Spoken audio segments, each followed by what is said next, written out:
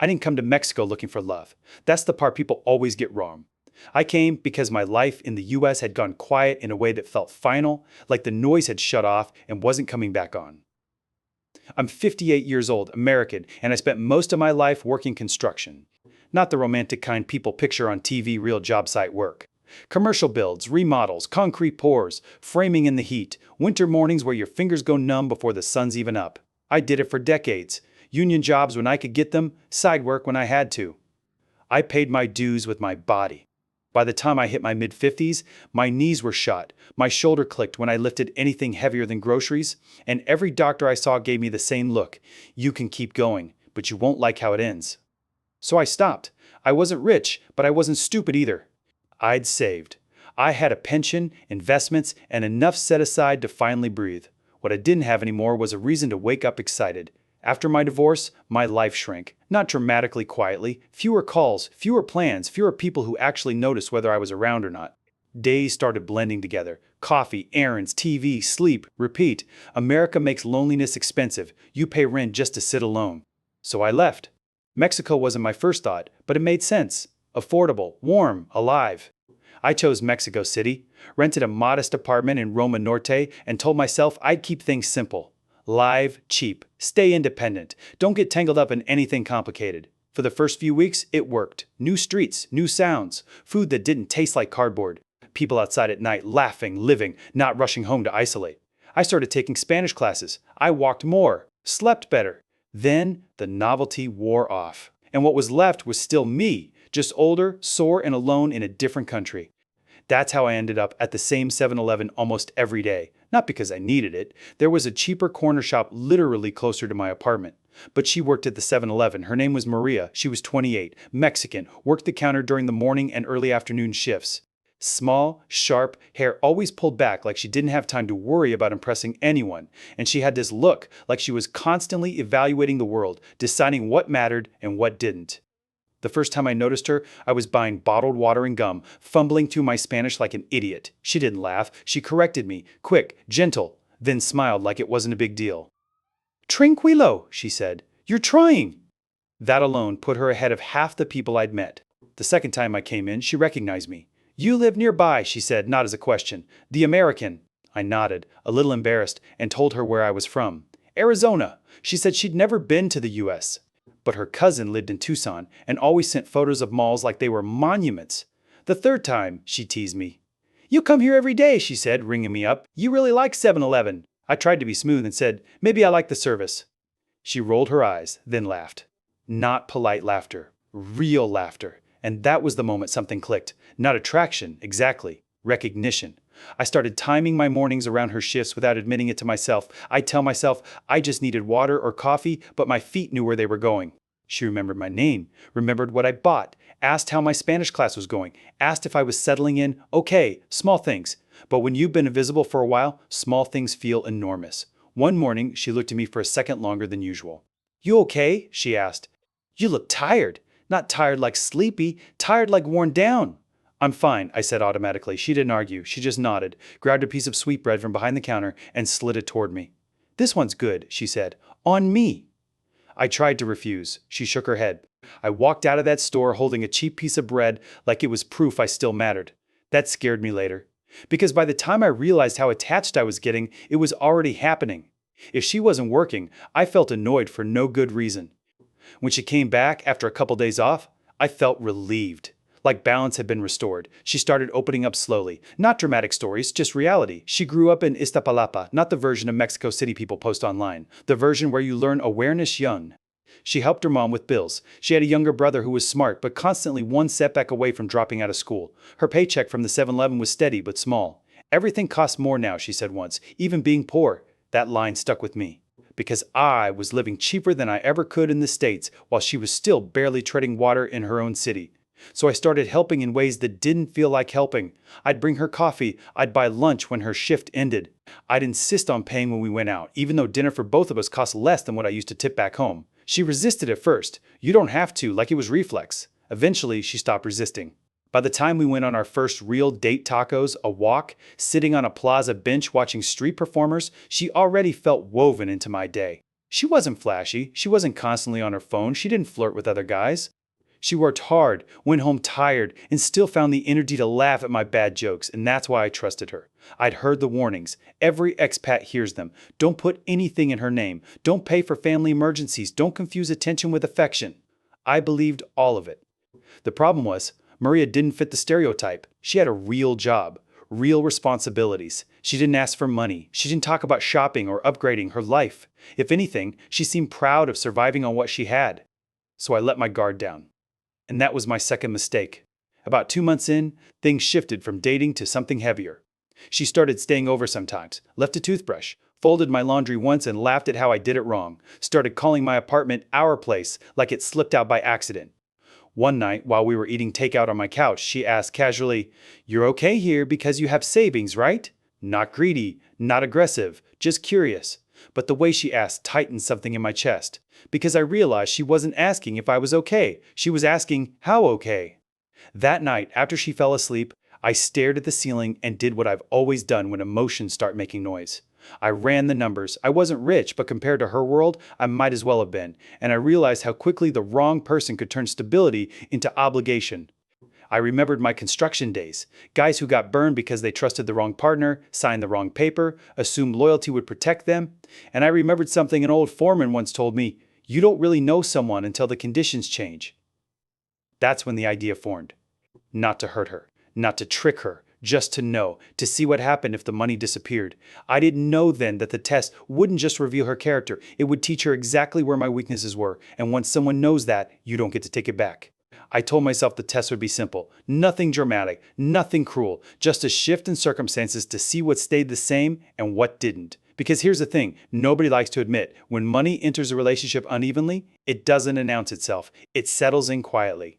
It changes the way people speak, the way they pause, the way they look at you when a problem comes up, and Maria didn't start asking for money. That's important. If she had, I probably would have shut it down immediately. Direct requests are easy to spot, easy to refuse, easy to label. What she did instead was normalize need. She'd talk about her brother's school in passing, about tuition deadlines, about how smart he was and how it would be a waste if he had to drop out. She never looked at me when she said these things. Never angled the conversation toward me like I was supposed to fix it. She just let the problem exist in the room. And because I was the only one in that room who could fix it, I felt it settle onto my shoulders without being asked. That's how it starts. One afternoon, she came over after work looking exhausted. She kicked off her shoes, sat on the edge of the bed, and just stared at the floor. "What's wrong?" I asked. She shrugged. "Nothing, just tired." I knew that tone. It meant something. After a few minutes, she sighed and said her mom's electricity bill was late. Not shut off yet, but close. She said it like someone stating the weather. I waited. She didn't ask, so I offered. It wasn't much, a couple thousand pesos. Pocket change to me, a week's groceries to her family. She hesitated, then nodded, thanked me quietly, not dramatically, no tears, just relief. And that reaction did something to me, because gratitude feels good when you're lonely. It makes you feel useful, necessary, like you still have a role in the world beyond existing. After that, the help had a rhythm, not constant, not overwhelming, just frequent enough to feel normal. Groceries one week, medicine another. A phone repair after hers cracked at work. I started paying without really thinking about it because the amounts never hurt. Dinner for two. Cost me less than what I used to spend on lunch back home. Helping her family felt like redirecting money I wasn't using anyway. I told myself I was being generous, not reckless. The problem was how quickly generosity turned into assumption. She started phrasing things differently. Instead of, "I don't know what we'll do," it became, "We'll figure it out." Instead of, "My family needs help," it became, "We need to help my family." That word, "we," slid in quietly. By month 3, she was spending more time at my apartment than her own. She'd shower, cook, nap between shifts. My space started adjusting around her without either of us acknowledging it, and I liked it. I liked coming home to someone, liked not eating alone, liked that she cared whether I'd slept well or not. I also noticed something else. She was paying attention, not in a creepy way, in a practical way. She'd ask questions about how long I planned to stay in Mexico, whether I owned property back home, whether my pension adjusted for inflation, whether I worried about healthcare later in life. At first, I chalked it up to curiosity. But one night, as we were lying in bed, she traced a line across my chest and said softly, "You planned well." It wasn't a compliment. It was an observation. That's when I started hearing the warnings again. The ones I'd ignored because Maria didn't look like the women in those stories. She didn't act entitled, she didn't push, but expectation doesn't need aggression, it just needs time. Around then, I met Carlos, an older expat who'd been in Mexico for over a decade. We struck up a conversation at a cafe, the way lonely men do, circling each other cautiously until one of you admits you're alone too. We talked about weather, visas, healthcare, then relationships. When I mentioned Maria, he didn't interrupt, he just listened. How old? He asked. 28. He nodded slowly. And you? 58. Another nod. She asked for money. No. That's good, he said, then paused. She expect money. The way he said it made me uncomfortable. I don't think so, I replied. Carlos smiled the way men do when they don't want to argue with you, but also don't agree. Just remember, he said, love, don't disappear when money disappears. When money disappears, pressure does. That sentence stayed with me. A week later, Maria told me about a problem at work. Her hours might get cut. Management restructuring. Nothing confirmed. She didn't panic. But I did, because suddenly, the math in my head shifted. Less income for her meant more reliance on me, and without realizing it, I started filling gaps before they appeared. I paid for more things, covered more meals, took over more responsibility. I told myself I was preventing stress. What I was really doing was training us both. Then came the conversation that pushed me over the edge. We were sitting in a small cafe, half-finished coffees between us, when she said she wanted to go back to school. Not casually. Seriously, she wanted to study nursing, a real program, a real path out. I listened, asked questions, did the math quietly in my head. The tuition wasn't outrageous by US standards, but it was impossible by hers. She didn't ask me to pay. She just looked at me and said, I don't know how to make it work. That's when I realized something critical. She had stopped seeing me as someone who might help. She saw me as the only solution, and that scared me. Because I'd been there before. Years ago, back in the States, my ex-wife had reacted the same way when I talked about cutting back, about living smaller, about planning for the long term. The moment the future looked less comfortable, the affection changed. I lost money in that divorce. But what stuck with me wasn't the dollars, it was the realization that love can be conditional without either person admitting it. I told Maria I needed to think. She nodded, said she understood. But over the next few days, I watched carefully. She didn't push. But she adjusted. She talked more about timelines, about how waiting another year would change everything, about how tired she was of being stuck. None of it was manipulative on the surface, but it all pointed in one direction: urgency. And urgency is dangerous when money is involved. That's when I decided on the test. Not to punish her, not to trap her, but to remove the variable that was muddying everything: liquidity. I told her I was considering moving a large portion of my savings into a long-term investment, something safe, locked, untouchable. She listened quietly. Asked smart questions. Then asked one that mattered. What happens if something comes up? I told her the truth, or at least part of it, that I'd still have income, that I wouldn't be broke, but that my flexibility would disappear. She nodded, said she supported me. But there was a pause, a calculation. And then she suggested gently that maybe I didn't need to lock all of it away. Just until I finish school, she said. Then everything will be better. That's when I knew. Not that she was evil, not that she was lying, but that our priorities were no longer aligned. Mine was security. Hers was acceleration, and I had to find out which one mattered more to her, so I told her I'd made my decision. I said I was moving the money, all of it, locked, gone, and I watched her face carefully, not for anger, but for disappointment. Because disappointment tells the truth that politeness hides. She hugged me, said she was proud of me, said we'd make it work. But something in her voice went flat, and over the next few days, the relationship began to cool. Texts came later. Plans got canceled. Affection softened. Nothing dramatic. Just enough to notice. That's when I knew the test had begun. I just didn't know how badly it would end. By the fourth day, the pattern wasn't subtle anymore. It wasn't dramatic. No fights, no accusations, just absence. Maria's messages, once constant, now arrived hours apart. When they did, they were short, polite, functional, like replies you send when you don't want to be rude but also don't want to invite conversation. If I suggested seeing her, there was always a reason it couldn't happen. Extra shift, family issue, headache, tomorrow. Tomorrow became a placeholder for never. At first, I told myself I was being paranoid, that people get busy, that relationships settle after the honeymoon phase. But this didn't feel like settling. It felt like withdrawal. And what made it impossible to ignore was what hadn't changed.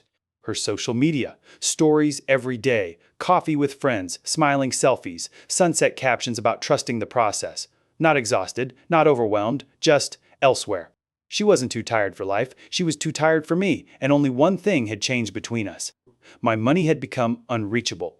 That realization hit me with a kind of calm that only comes when the answer is already there and you've just been refusing to say it out loud. So I did something I'm not proud of.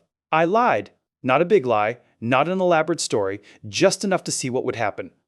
I showed up at the 7-Eleven during her shift mid-afternoon when the store was slow. She looked surprised to see me, the way people do when you appear in a version of their day you're no longer part of. "Hey," she said, "I thought you were busy." "I was nearby," I replied. "Thought I'd say hi." I grabbed a bottle of water, paid, and waited until the store was empty. Then I pulled out my phone. "Funny thing," I said casually. "The investment transfer got delayed. Some international compliance issue. I still have access to everything for now." I didn't embellish. I didn't smile. I just watched her face. The change was immediate. Her shoulders relaxed, her eyes widened slightly. That tight, distant smile she'd been wearing all week melted into something warmer. "Familiar." "Oh," she said, exhaling. "That's good." She caught herself. Added quickly, "I mean, not good, they messed up, but good that you still have access, just in case. Just in case." She touched my arm, asked how long the delay might be. 6 weeks, maybe more, I told her. She leaned closer, lowered her voice. "Maybe that's a sign," she said. "Maybe you should wait." Think about it more. There it was. Not concern for my future, concern for timing. By the time I left the store, we had dinner plans, her idea, at a nicer place she'd mentioned before. That night, she showed up looking like the woman I'd first fallen for. Hair done, makeup, the dress I liked. She laughed easily, touched my hand across the table, asked about my day like she hadn't pulled away at all. Sitting there, watching her, I felt something cold settle in my chest. Nothing about her had changed, only her understanding of my liquidity.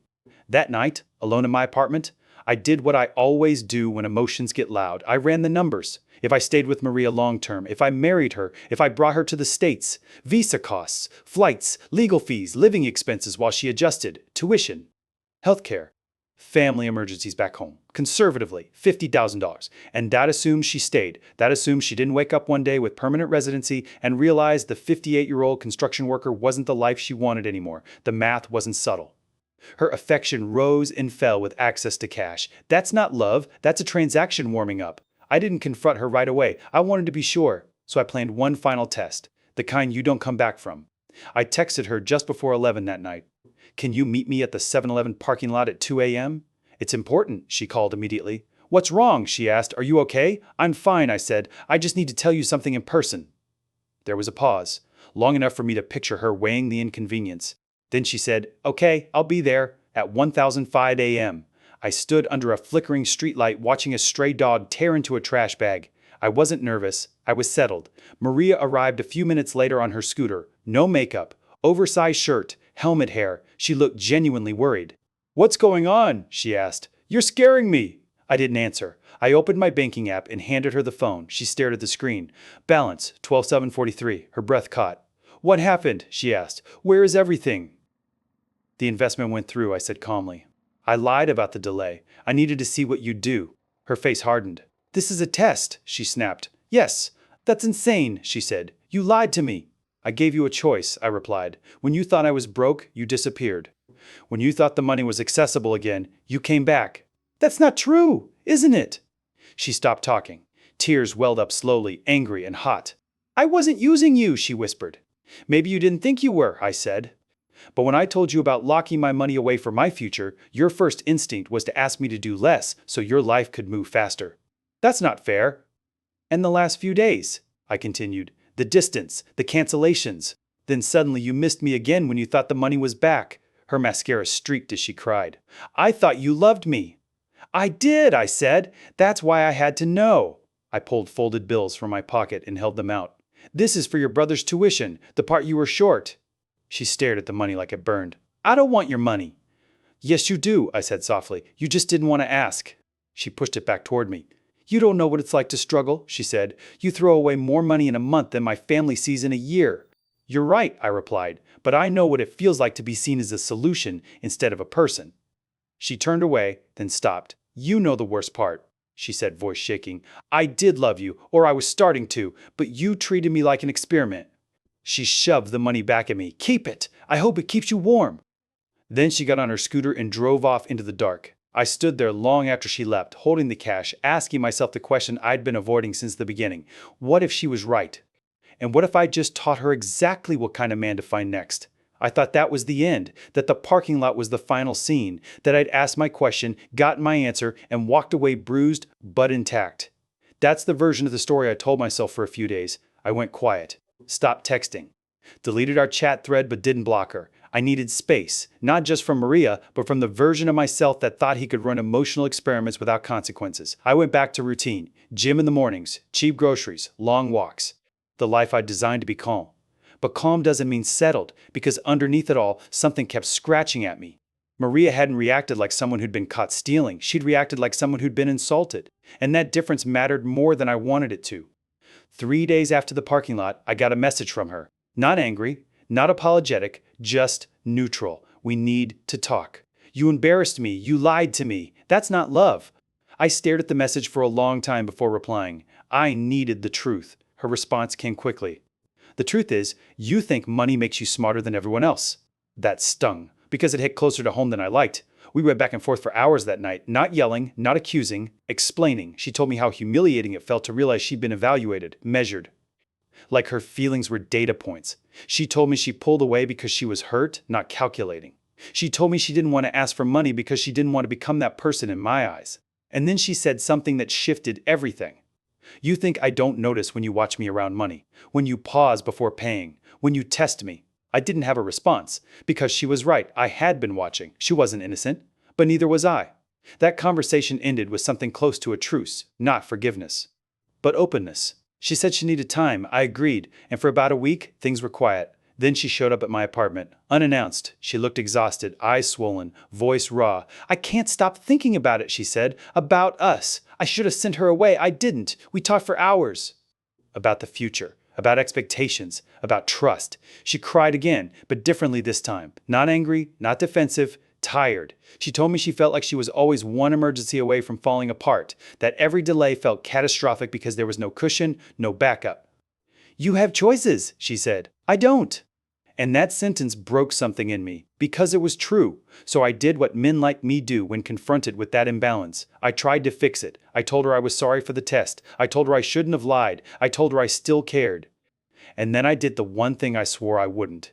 I softened. I told her the investment hadn't finalized yet, that I still had access, that I just needed more time. I didn't say the words out loud, but the message was clear. I wasn't closing the door. Her relief was immediate. Too immediate. She hugged me tightly, stayed the night, cooked breakfast the next morning like nothing had happened, and just like that, we slipped back into something that looked like normal. But it wasn't, because now there was resentment mixed in with affection, and resentment doesn't fade, it waits. Over the next month, Maria became more involved in my life, too involved. She started helping with errands, translating paperwork, setting appointments. At first, it felt helpful. Then, it felt invasive. She knew my schedule, my passwords, my routines. I didn't hand those things over deliberately.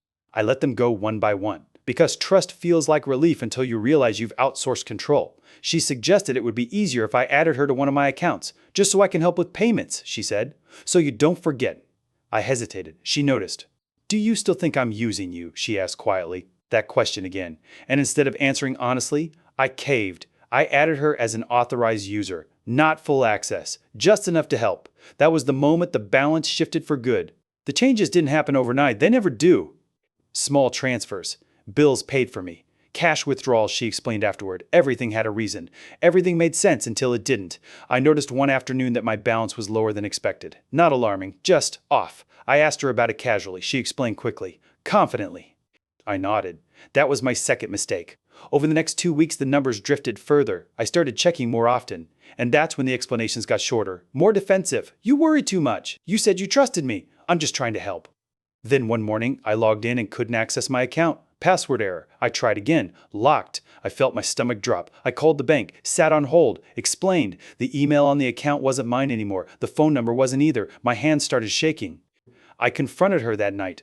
Why can't I access my account? I asked. She didn't deny it. She sighed. I changed it, she said. You always forget passwords. I was helping. That's my money, I said slowly. And we're building a life, she replied. That's when I understood. She didn't think she was stealing. She thought she was claiming. The argument escalated fast. She accused me of hoarding, of valuing money over people, of pretending to be generous while always holding back. I accused her of crossing a line she had no right to cross. Neither of us was wrong. But we weren't compatible either. By the time I regained partial access after days of calls, identity verification, and stress, the damage was done. Large transfers. Withdrawals I hadn't approved. Money gone, not everything, but enough. I told her to leave. She packed calmly, efficiently, like someone who'd prepared for this ending. When she walked out, I didn't chase her. I didn't yell. I just sat there, staring at the screen, watching the numbers settle into a reality I couldn't undo. The test had answered my question. But in the process, I'd taught her exactly where the money was and how to take it. I thought I was protecting myself. Instead, I handed her the map. I didn't call the police. That's the first thing people ask when they hear the ending. Why didn't you call the police? Because by the time everything settled, I already knew the answer. There was no dramatic fraud alert. No single transfer I could point to and say, that wasn't authorized. No masked hacker, no forged documents. Just me, signing things, approving access, letting trust outrun caution. The bank confirmed it in language so neutral it felt cruel. You granted her authorization. The transactions fall within that access. That was it. No crime, no reversal, no villain in a hoodie, just consequences. When I finally sat down and added everything up, the number landed heavier than I expected. Not because it wiped me out, but because it didn't. She didn't take everything. She took enough. Enough to hurt. Enough to scare. Enough to make me feel foolish every time I opened my account. I was down a little over 180,000. Years of early mornings on construction sites, winters pouring concrete with numb fingers, summers baking on scaffolding while younger guys complained, and I told them, this is how you build a future. Gone, not stolen in one violent motion, redirected, reframed, absorbed. I stayed in Mexico. That surprises people too. They expect me to pack up, run home, lick my wounds somewhere familiar. But Mexico wasn't the lie. I was. I'd come here telling myself I was done chasing illusions, done proving anything, done trying to buy happiness in installments. And then the moment someone looked at me like I mattered, really mattered, I rewrote all my rules. The worst part wasn't losing the money. It was realizing how easily I'd handed over authority. I didn't just give her access to my account. I gave her access to my confidence, my judgment, my sense of reality. For weeks after she left, I replayed every moment looking for a single point where I could have stopped it. The first coffee, the first dinner, the first time I didn't ask for receipts, the first time I ignored a number that felt a little off. But the truth is simpler and harder to accept. It didn't break at one point. It bent, slowly, quietly, reason by reason. I moved into a smaller apartment after that. Cheaper, quieter, no doorman, no courtyard. I wanted something that didn't pretend to be more than it was. I stripped my life down, canceled subscriptions, cut expenses, simplified everything, not because I had to, but because I needed to feel in control again. At night, I still pass that 7-Eleven sometimes. Different staff now, different faces. The lights look harsher than they used to. I don't go in anymore. People ask me if I hate her. I don't. That surprises them too. I don't hate Maria. I understand her better than I wish I did. She grew up in a world where money doesn't represent comfort or freedom. It represents survival. Delay feels like danger. Savings feel like selfishness. Security feels like something you grab when it's within reach, because it won't be there later. And I showed her security, not as a promise, as a possibility. I also understand myself now in a way I didn't before. I wasn't looking for love. I was looking for relevance. After decades of being needed on job sites, of being the guy who knew how to fix things, who solved problems, who kept projects moving, I retired into silence. No emergencies, no one waiting on my decisions, no one depending on me. Maria made me feel useful again, needed, important. And I mistook that feeling for love. That's the part no one warns you about. Loneliness doesn't make you reckless. It makes you generous in the wrong direction. If you're listening to this and thinking, I'd never do that good, neither did I. If you're thinking, I see how it could happen, that's closer to the truth. Here's what I learned, and I'm not proud that it took this much to learn it. Love doesn't need access. Trust doesn't need passwords. And testing people doesn't protect you, it just changes the shape of the lie. When you test someone, you stop being a partner and start being an examiner. And nobody builds a future while sitting an exam they didn't agree to take. I don't tell this story because I want sympathy. I made choices, bad ones. I tell it because there are men like me. Older, stable, tired, quietly lonely, who think the biggest risk is being used. It's not. The bigger risk is thinking you're immune. Thinking experience makes you smarter than emotion. Thinking you can control outcomes with strategy when what you're really doing is gambling with your sense of self. I still have enough to live on. I'll be fine. But something else didn't recover as cleanly. When someone smiles at me now, I wonder why. When someone is kind, I calculate. When someone struggles, I hesitate. That's the real cost, not the money, the pause, the doubt, the instinct to pull back when I should lean in, and the fear of leaning in when I shouldn't. If you're considering moving abroad for love, companionship, or a fresh start, hear this clearly. Don't confuse gratitude with devotion. Don't confuse need with affection. And don't ever believe that pretending to be broke will show you who someone really is. It won't. It'll only show you who you become when you're afraid to be honest. Because in the end, the test didn't expose her. It exposed me. And that lesson cost me more than money. It cost me certainty. And that's the one thing I'm still trying to rebuild.